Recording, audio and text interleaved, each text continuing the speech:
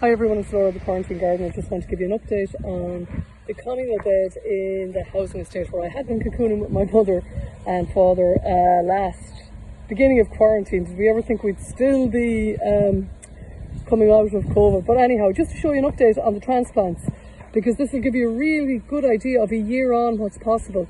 So first of all, I want to show you these were transplants last year, and as you can see, they've put up loads of multiples and they're just about to pop into flower.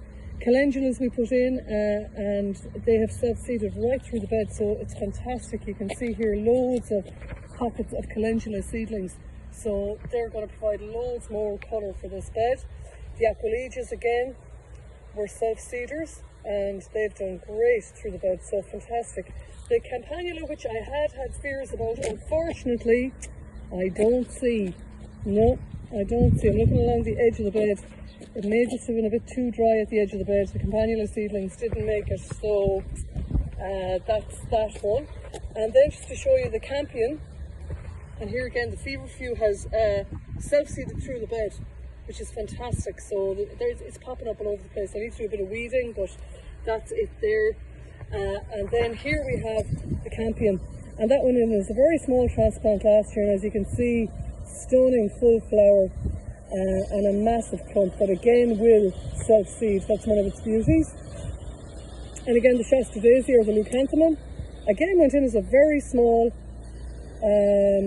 rooted cutting, and there we are. There's one clump, and here's the second clump, and they're all about to come into flower like this. You can see flower heads there.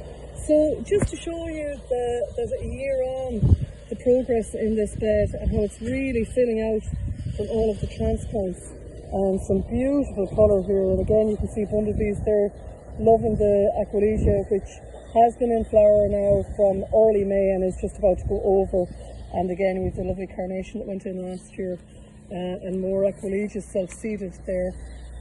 No sign of the Rudbeckia yet. Oh, here we are.